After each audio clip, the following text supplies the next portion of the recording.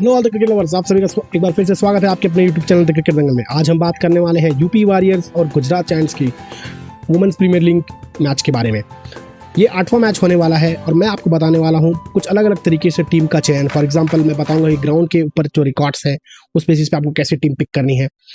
उसके साथ साथ हेड टू हेड जो मैचेस हुए हैं या तो इस सीजन में या फिर पिछले सीजन में जो मैचेस हुए हैं इन दोनों टीम के, उस पे आप कौन सा खिलाड़ी अव्वल रहा है उस बेसिस पर।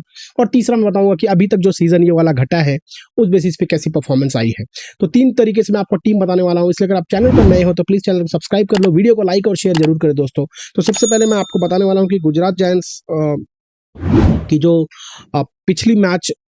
पिछला सीजन जो हुआ था वहां पर भी वो काफी ज्यादा मैच हारे थे। हालांकि अच्छे प्लेयर्स हैं, अगर मैं बात करूं बेथ मूनी की, गार्डनर की बात करूं, तो ये दो तो काफी अच्छी अच्छी प्लेयर है। अब इनमें जो भारतीय प्लेयर जो है वो अच्छे प्लेयर नहीं दिख रहे हैं, उस वजह से भी इनकी टीम थोड़ा पीछे है। उसके साथ साथ जो अगर बेथमुनी की बात कर लूँ या लिचफील्ड की बात कर दूँ या फिर मैं गार्डनर, तो थोड़ा सा फॉर्म उनका कम है। तो अब ऐसे में इनके मैनेजमेंट को सोचना चाहिए कि अगर हम किसी प्लेयर का पोजीशन चेंज करें। फॉर एग्जांपल गार्डनर जब आती हैं तो विकेटें काफ़ी गई रहती है, वो अपनी इनिंग नहीं खेल पाती। लाइक 40 रन पे 3 विकेट है, 8-9 ओवर हो चुका है, 10 ओवर हो चुका है।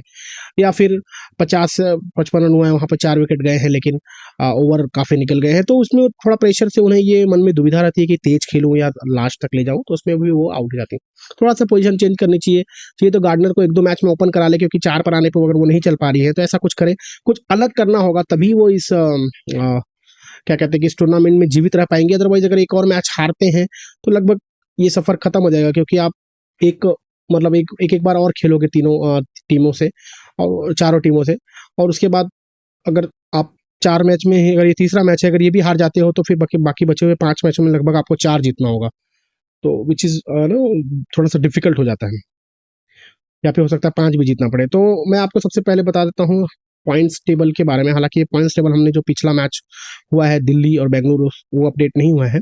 उसके हिसाब से आरसीबी तो टॉप पे है, वो एमआई है दूसरे पर, आप दिल्ली को दे सकते हो तीसरे पर है, और गुजरात जैसे मैंने कहा अभी तक लास्ट है, और यूपी उसके ऊपर है। अब यूपी अगर ये मैच जीतती है तो हो सकता है वो टॉप 3 में अपने आप को देख पाए, और अगर गुजरात जीतती है तो भी वो अभी पीछे ही रहेगी, क्योंकि उसका भी रन रेट काफी माइनस में है, तो थोड़ा अच्छे रन से भी जीतना होगा। तो अब सबसे पहले मैं आपको बताऊंगा कि भाई जो ये मैचेस चल रहे हैं जिस ग्राउंड पर, उस हिसाब से क्या गुजरात या फिर यूपी के प्लेयर्स का कुछ रन दिख रहा है। तो मैं अगर इस ग्राउंड की बात कर लेता हूँ, बेंगलुरु की बात अगर मैं करूँ, तो 6 मैचेस हुए हैं, और अगर मैं हैरिस की बात करूँ के यूपी की तरफ से, और उसके साथ साथ गुजरात के मुझे प्लेयर वैसे दिख नहीं रहे हैं, तो बॉलर भी उतने नहीं दिख रहे हैं यहाँ पर। तो सिर्फ एक ही प्लेयर जो हैरिस है यूपी की, वो अच्छे रन दिख रहे हैं पिछले मैच में। हालांकि थोड़ा बहुत हिली ने अच्छा खेला था, उसके बाद किरण नवगिरे ने भी अच्छा खेल दिखाया था, उस वजह से दीप्ति शर्मा ने भी अच्छी पारी खेली थी। तो उस हिसाब से उनको 17 ओवर में मैच वो जीत गए थे मुंबई के साथ, तो एक अच्छा मैच जीता था। अब अगर इस ग्राउंड पे मैं नॉर्मली बात कर लूँ कि किसी भी सीजन में अगर इन दोनों टीम्स के मैच हुए हैं,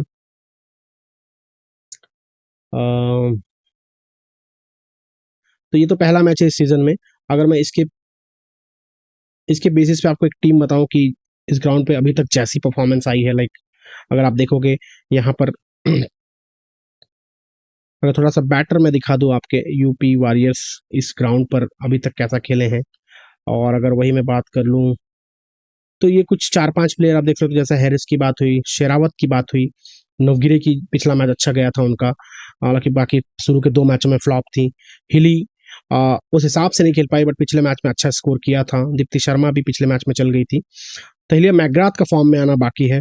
तो ये कुछ 4-5 प्लेयर आप देख सकते हो यूपी वॉरियर्स की इस ग्राउंड पर अच्छा खेले हैं। गुजरात की तरफ से बात करूं तो अभी भी रन बनना बाकी है। अगर उनके टॉप स्कोरर को देखो तो हेमलता है, 2 मैचों में 34 रन ही बना पाई है, 31 हाईएस्ट है। कन्वर की बात करूं तो बॉलिंग काफी अच्छा करती है, इनका भी बैटिंग में नाम है, 28 रन बनाया है। मूनी, हरलीन, इन सबको भी चलना है अभी। ब्राइस को आप अपनी टीम में हमेशा रखिए दोस्तों, क्योंकि बॉलिंग भी करती है। गार्डनर देखिए 2 मैचों में सिर्फ 22 रन बने हैं। उसके बाद लीचफील्ड जो जिस पे मैं दाव खेल सकता हूँ, हालांकि 2 मैचों में कम रन है, अगर इनको ओपन कराती हैं और ये 8-10 बॉल खेल गई तो ये अच्छा 50-55 रन भी बना सकती हैं। तो ये तो बैटिंग का हाल है। अगर मैं थोड़ा-सा बॉलिंग में अगर आपको दिखाना चाहूँ, तो यूपी वॉरियर्स की अगर मैं बात करूँ तो माफ़ करना, ये यूपी वॉरियर्स के खिलाफ किसी ने कितना विकेट लिया है वो है। तो अगर मैं कोई बॉलर दिख रहा होगा, इक्लेस्टॉन के 2 में 3 हैं, कन्वर के 2 में 3 हैं, गायकवाड़ के 3 में 3 हैं। तो ऐसे कुछ बॉलर, हैरिस के 3 में 2 विकेटें हैं। तो इन बॉलर्स को आप अपनी टीम में रख सकते हो। उसके बाद दीप्ति शर्मा 3 मैचों में 2 विकेटें हैं। गार्डनर की भी देखिए 2 मैचों में 1 विकेट है, तो गार्डनर का अभी तक परफॉर्मेंस आया नहीं है। अब ब्राइस को जैसा मैं कह रहा था, बैटिंग में थोड़ा रन था, 2 में 1 विकेट है, तो ब्राइस को भी अपनी टीम में रख सकते हो। तो इस बेसिस पे दोस्तों, अगर मैं एक टीम आपको बताऊं, ग्राउंड जैसा खेला है उसके हिसाब से अगर आप टीम चूज करते हैं तो इस तरीके से आप टीम रख सकते हैं अपनी। जैसे मैंने कहा कि शेरावत की अच्छी बैटिंग हुई थी, नवगिरे ने पिछले मैच में अच्छा खेला है, हैरिस तो ओवरऑल टूर्नामेंट में अच्छा खेलते आई हैं, हिली, मूनी का अभी तक फॉर्म में आना बाकी है, जैसे मैंने बात किया था मूनी, गार्डनर। अब यहाँ पे लिचफील्ड मैंने नहीं रखा है क्योंकि अभी तक इन्होंने 2 ही मैच खेले हैं, 12 रन है, तो मतलब उतना अच्छा औसत नहीं रहा है। बट हो सकता है ये किसी भी मैच में चमक जाए। तो इनको जैसे मैं कहता हूँ, मैं कुछ की प्लेयर्स बताता हूँ, उनमें एबिलिटी है, क्षमता है, बट वो अभी तक खेली नहीं है, तो ऐसे प्लेयर्स को आप अपनी टीम में रख सकते हो, कैप्टन भी इवन बना सकते हो, क्योंकि जिस दिन खेल जाएंगी तो बाकी लोगों ने तो इनको लिया नहीं है, लेकिन आप लेके इनको अपना सिक्का आजमा सकते हो। ब्राइस की बात करूँ तो इनको आप वाइस कैप्टन भी रख सकते हो, अच्छा करती हैं। अ, तो मुझे उस हिसाब से लगता है कि ये बढ़िया कर सकती हैं। और उसके बाद कन्वर आपने देखा अच्छा की है, गायकवाड़ और इक्लेस्टॉन तो भाई बॉलर है ही। तो इस तरीके से एक टीम आप पिक कर सकते हो, और जो 1-2 प्लेयर मैं बताता हूँ कि उसके से भी आप रिप्लेस कर सकते हो। हालांकि वृंदा को पिछले मैच में इंजरी हुई थी, तो अब देखना होगा कि वो ओपन करती है या खेलती है कि नहीं, वो भी एक डाउट है। तो उनकी जगह पे शायद फिर नवगिरे अगर ओपन करे तो अच्छा रन बना सकते हैं।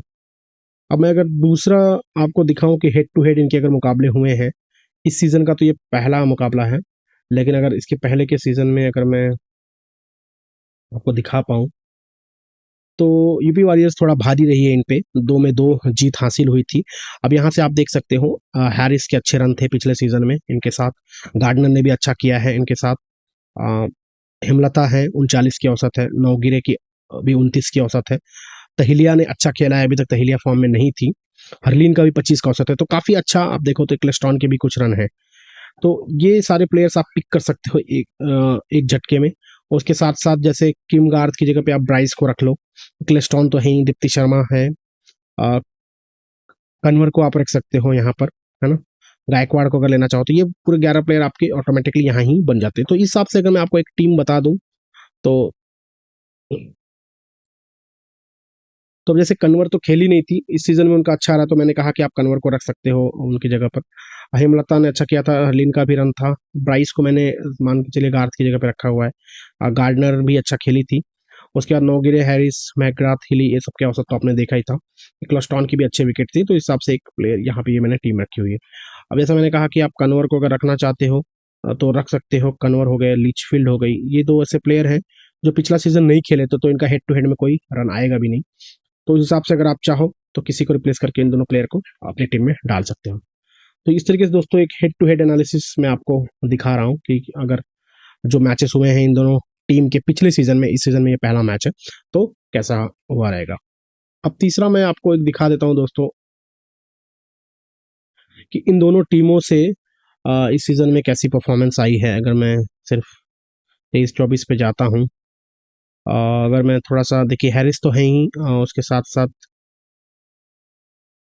शेरावत की बात जैसे मैं कर रहा था, नवगिरे की बात करूंगा, उसके बाद हिली 17 की ही औसत है, बट रख सकते हैं क्योंकि कभी कभी तेज खेलती है। सेकंड बैटिंग आई तो आप हिली को प्रेफर करिए ज़्यादा, फर्स्ट इनिंग में थोड़ा सा वो कमजोर दिख रही हैं, बट सेकंड बैटिंग में आप रख सकते हो। तहिलिया मैगराथ का हालांकि 3 मैच में सिर्फ 24 रन है, तो रन आए नहीं है, तलाश है, तो उस हिसाब से अगर अगर इस परफॉर्मेंस के हिसाब से तो तहिलिया मैगराथ को आउट भी कर सकते हो, क्योंकि ज़्यादा कुछ परफॉर्मेंस आई नहीं है। ठीक है, वही मैं बॉलर की बात करूं तो इक्लेस्टॉन, गायकवाड़ 2 दिख रही हैं, कन्वर की बात जैसे मैंने की, है ना, उसके बाद दीप्ति शर्मा 3 में 2 हैं, हैरिस के भी 3 में 2 हैं, तो इन सब प्लेयर्स को आप देख सकते हो, सोच सकते हो, अपने टीम में रख सकते हो। तो इस हिसाब से दोस्तों, अगर अभी की जो परफॉर्मेंस है इस सीज़न में, अभी तक जो परफॉर्मेंस आई है, उस हिसाब से अगर मैं एक आपको टीम बताना चाहूँ, तो हालाँकि लिचफील्ड के परफॉर्मेंस तो अच्छे नहीं आए हैं, बट जैसा मैंने कहा, ये प्लेयर पे मेरे को बहुत ज़्यादा भरोसा रहता है, तो मैं इनको रखता हूँ अपनी टीम में। बाकी मूनी, हिली, हैरिस, ये सब अव्वल दर्जे की प्लेयर्स जो अभी तक अच्छा परफॉर्म भी किया है, विकेटें ली हैं, और यहाँ पे बॉलर्स है। अब जैसा कि हेमलता की बात हो रही थी कि हेमलता ने ठीक-ठाक ही खेल दिखाया है, हालाँकि ज़्यादा 34 रन ही बनाए हैं। बट अगर जैसे मैंने कहा, लिचफील्ड को ओपन कराते हैं या अ, लिचफील्ड थोड़ा-सा 10-15 बॉल खेल लेती हैं, तो ये अच्छा रन बना सकती हैं। अदरवाइज़ जैसे मैंने बात कहा कि हेमलता हेमलता या फिर अ, हमने जो अगली स्क्रीन पर, पिछली स्क्रीन पर जो मैंने नाम बताए थे, लाइक उससे आप रिप्लेस कर सकते हैं, क्योंकि तहलिया मैकग्राथ का मैंने जैसे कहा 3 मैचों में सिर्फ 24 रन बनाए हैं इस सीज़न में, तो वो फ़ॉर्म आई नहीं। बट ऐसे प्लेयर हैं कि जिनको टीम से निकालना मतलब थोड़ा-सा रिस्की भी लगता है।